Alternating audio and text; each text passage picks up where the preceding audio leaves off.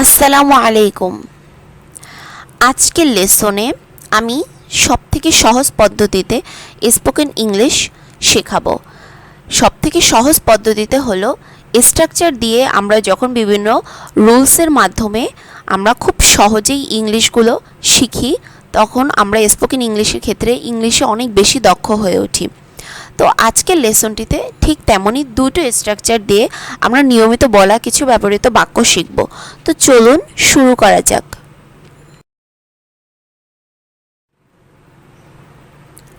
Structure 1 হলো subject plus can plus ভার্বের base form plus object মানে এক্সটেনশন। এটা হলো কোনো কিছু করতে পারি, পারে, পারো, পারেন অর্থে এই স্ট্রাকচারটা ব্যবহৃত হবে। আমি ইংরেজিতে কথা বলতে পারি। I can speak English. I can speak English.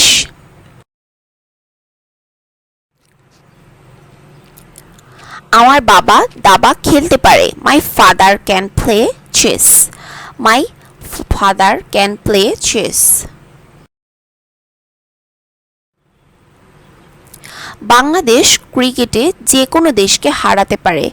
Bangladesh can defeat any country in cricket. Bangladesh can defeat any country in cricket.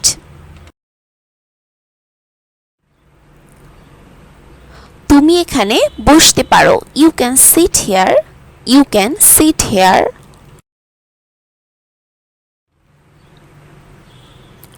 Mashrafe bin Mortaza এই টুর্নামেন্টে 10টি উইকেট নিতে পারে। Mashrafe bin Mortaza can take 10 wickets in this tournament. Mashrafe bin Mortaza can take 10 wickets in this tournament. আমি কি তোমার ল্যাপটপটা ব্যবহার করতে পারি? Can I use your laptop? Can I use your laptop?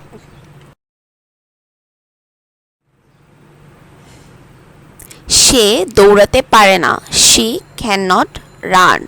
She can't run.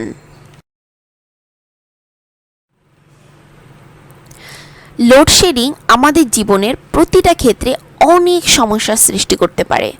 Load shedding can create many problems in every field of our lifes. Load shedding can create many problems in every field of our lives.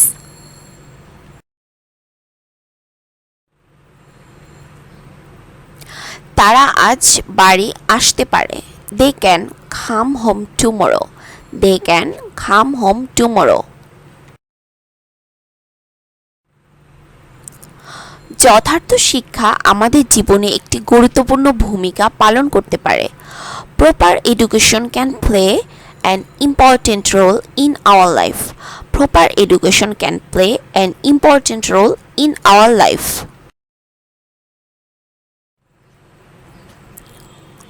Structure 2 এর ক্ষেত্রে কিছু নিয়ম। Can মানে পারা বা সক্ষম হওয়া। Can একটি মডাল ভার্ব, তাই এরপরে ভার্বের বেস ফর্ম ছাড়া বসে না, সবসময় ভার্বের বেস ফর্মই বসে। তাহলে অন্যান্য সময় পারার ক্ষেত্রে কি ব্যবহার করব? ক্যানের সিনোনিম হলো বি এবল টু, তো অন্যান্য সময় এর সিনোনিম হিসেবে বি এবল টু ইউজ করব। তো চলুন দেখে নেই।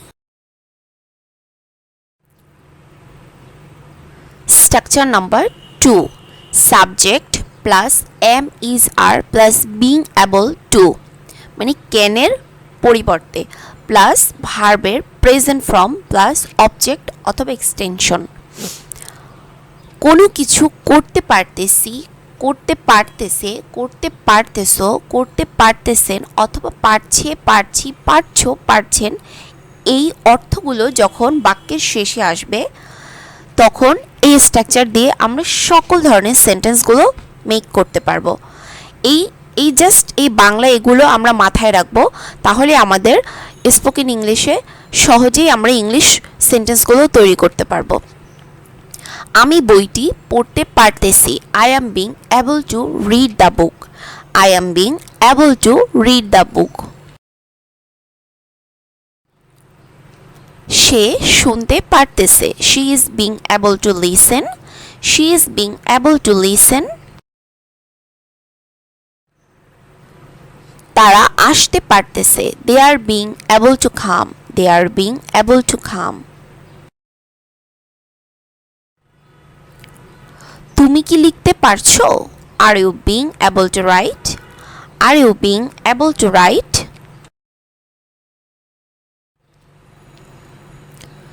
সে প্রচুর মাছ ধরতে পারতেছে। He is being able to catch a lot of fishes. He is being able to catch a lot of fishes. আমরা বুঝতে পারতেছি। We are being able to understand. We are being able to understand. তারা যেতে পারছে না। They are not being able to go. They are not being able to go. সে দৌড়াতে পারতেছে। He is being able to run. He is being able to run. আমি ইংরেজিতে কথা বলতে পারছি। I am being able to speak English. I am being able to speak English. Sumaiya গান গাইতে পারতেছে। Sumaiya is being able to sing. Sumaiya is being able to sing. আজকের লেসনটি এ পর্যন্তই। আর ভিডিওটি যদি ভালো লেগে থাকে তাহলে অবশ্যই লাইক করবেন, আমার চ্যানেলটি সাবস্ক্রাইব করবেন, আর হ্যাঁ পাশে থাকা বেল আই বাটনটি ক্লিক করে দিবেন আগে ভিডিও আপডেট পাওয়ার জন্য। আর হ্যাঁ বাসায় বসে এই দুটো স্ট্রাকচার দিয়ে নিজেরাও বেশি বেশি সেন্টেন্স মেক করুন। আল্লাহ হাফেজ।